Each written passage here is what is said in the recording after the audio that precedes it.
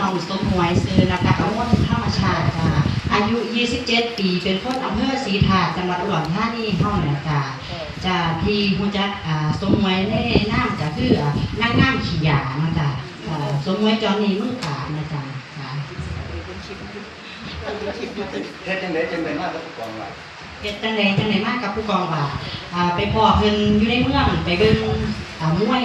ไปเบิ่งมวยได้พ่อเพิ่นเลยส่วนหน้าเป็นวิทยากรเนาะวิทยากรแทรกประสบการณ์การใช้สารเสพติดเกี่ยวกับโครงการทุบีในหมู่บ้านของเฮาให้พี่น้องได้ฟังได้รู้จักการใช้สารเสพติดรู้จักการติดการออกการเสพรู้จักเกี่ยวกับการใช้สารเสพติดแล้วจะหลักๆก็ได้เพิ่นก็ได้ให้มานั่งจ้ะถามว่ามานั่นสิบ่ถามว่านั่นดีบ่ก็ดีจ้าที่ได้มีโอกาสมายืนในจุดนี้ก็ต้องขอบคุณผู้กองนำจ้าแล้วก็ขอบคุณทีมงานขอบคุณทุกหน่วยงานจ้าที่ยืนเนื้อเขามาแล้วจ้าให้น้องมายืนในจุดนี้จ้าที่ให้มายืนแชร์ประสบการณ์จ้าก็เป็นโอกาสที่ดีที่เข้าได้มาบอกประสบการณ์แชร์ออกไปให้พี่น้องได้ฟังจ้าก็ถือมาเป็นโอกาสที่ดีจ้าได้โอกาสแก้ตัวจากที่คนนี้มานี่นะต้องสิบอกเนี่ยคือผู้งามแต่ว่าตั้งแต่ก่อนนี่ไปอยู่กับจะมีมือปากผมต้องคิดเนาะเห็นจะมีมือปากต้องคิดว่ามันจะจอยดำๆผมนี่ช่วงผมมาเป็นจังซี่เด้ทันเป็นเฮานี่สิบ่ขึ้นหัวเลย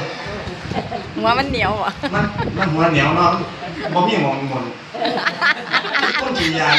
มันมาดูแลตัวเองเด้เล็บมือเล็บตีนนี่ผมว่าที่บ่นั่นเห็นมันมองได้มันดำๆเนี่ยมันทำให้ใหญ่เอามันว่าที่เป็นลักษณะนั้นเล็บมือเล็บตีนนี่ก็พวกเบิ่งตามคนเขาซอย7ที่ดี7ผลคือไปเห็นแต่ละลายมันสิเป็นช่วงนี้นะค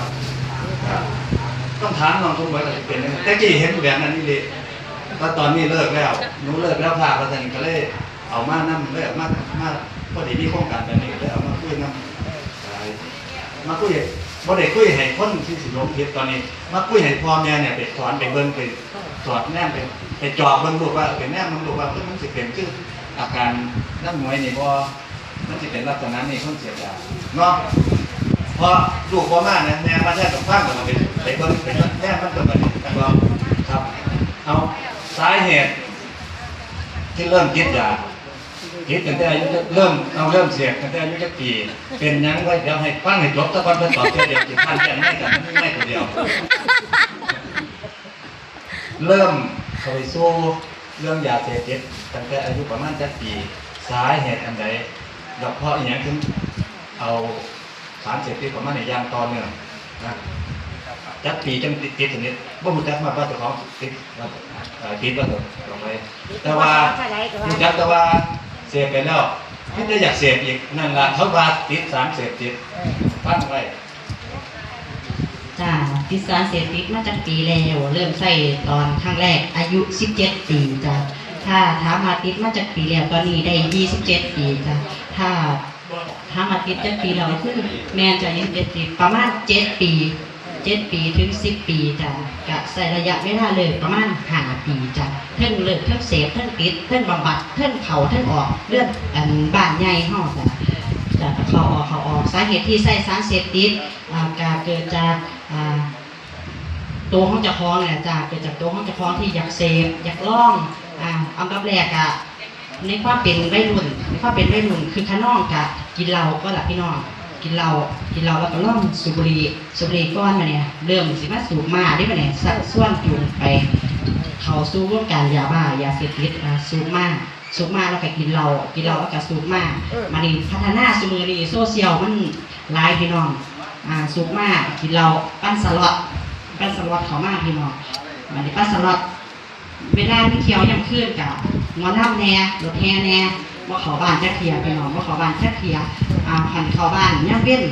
ขันตำรวจเขาบ้านนั่นสิก็ออกไปทางหน้าพี่น้องทางเทียงหน้าเทียงหลังออกทางเทียงหน้าแล้วก็เขาบ้านว่าเห็ดยังพี่น้องใส่สารเสพติดยุตบ้านยุตหน้าสิจ้ะ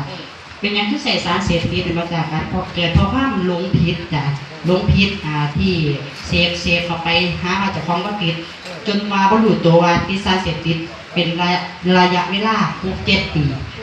มารู้สึกโดยแค่นึงก็คือเขาบ้านใหญ่ออกมามันบริใส่สารเสพติดเป็นระยะเวลาด่วน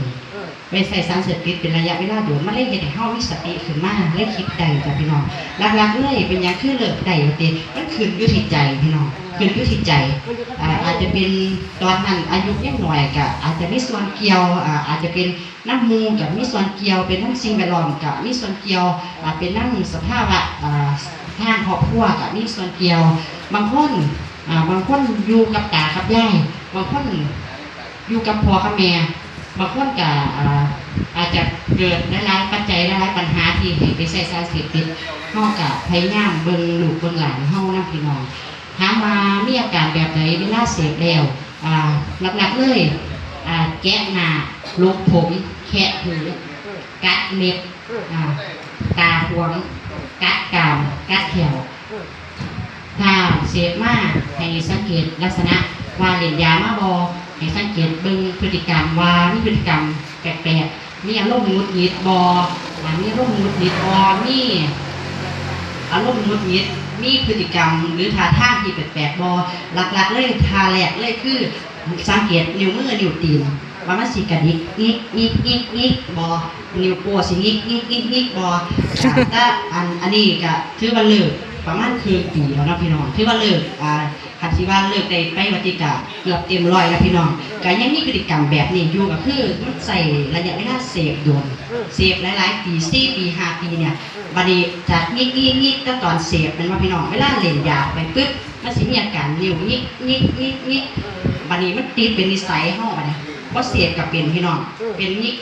เปลี่ยนบุคลิกเข้าไปได้พี่น้องเบิ่งง่ายๆแค่คอนเซปต์ยามากคือลักษณะนิ้วมือสิกระดิกจังสิอยู่บ่เป็นจังสิพี่น้องจังสิอยู่บ่เป็นหน้าตานี่สิกัดกรามพี่น้องข้างๆก็สิกัด หันมาเนี่ยนะหันมาจากไหนเห็นไหน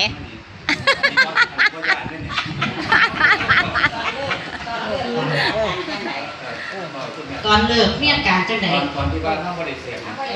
ตอนที่บ่ได้เสพมีอาการจังได๋มีอาการ1หงุดหงิดเหงื่อแตกหน้าเหลืองเหงื่อแตกหน้าเหลืองกระวนกระวายก็คือเป็นอาการเบื้องต้นคันสิเป็นภาษาหมอเขาสิว่าอาการลงแดงอาการลงแดงเห็นผู้ใดนี่เห็นผู้ใดผิดไปเบิดจะเป็นไม่ยืนใกล้เขาเนาะประมาณนี้สิหงุดหงิดมาให้มาให้ยก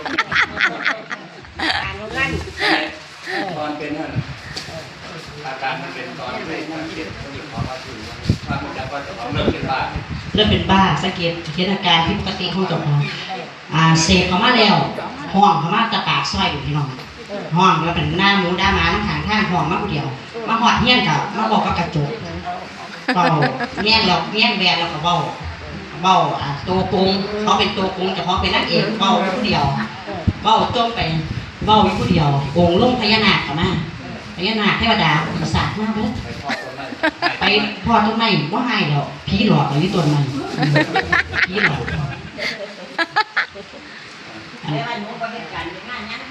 บ่ได้เหตุการณ์เหตุงานเพราะว่าระยะเวลาที่เสียมากติดมากคือตื่นเช้าขึ้นมาเอาล่ะต้องได้แก่ก่อนยางออกบ้านก่อนยางออกบ้านหายามาสูบแล้วกันพวกเดียวกันในหมู่บ้านหนึ่งมันสิมีอยู่ดอกซุ่ม1 2ซุ่มก็คือมีอยู่ดอกกลุ่ม1 2กลุ่มเดี๋ยวเบิ่งหน้าก็รู้ใจแม่นเดี๋ยวเบิ่งหน้าก็รู้ใจอันขี่รถไกลกันเนี่ยเอาล่ะบางทีล่ะส้มมึงบางทีล่ะสูบมาว่าแท้ถามมันเกิดปัญหาสื่อน้ำมันที่นี่เขาขี้ไก่ไปนี่เขาจะเกิดเท่าไหร่นั่นจะเป็นไงเขาจะเกินเท่าบ่จ้าครับสมมุติว่าคันเล่นยาเนาะมันสิรู้เลยล่ะว่าผู้นี้แมนหรือว่าแมนขี่รถไกลกันซื้อนี่ตอนที่เฮาซื้อก็รู้แล้วจ้ะบีบแก้ซื้อก็รู้แล้วซ้ำเอิ้นกันรู้แล้วเอิ้นกันไปแล้วเอิ้นกันไปชุ่มนุ่ม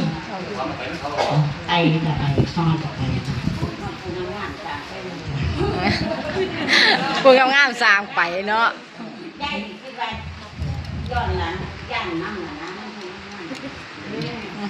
อันพวกงามนี่เสียเข้าไปนี่จะลุดโลกคือกันนี่อันเท่านั้น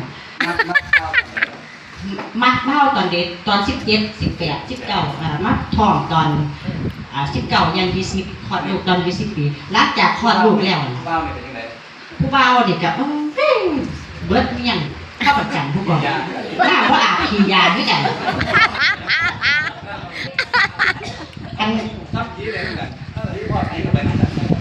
นั่นมองไง คันเสียบอกไปแล้วนี่ คันเล่นเพราะว่ามันเป็นยาเป็นยากระสิเศร้างามอันนั้นผมหรือเลยอันนั้นให้กับผม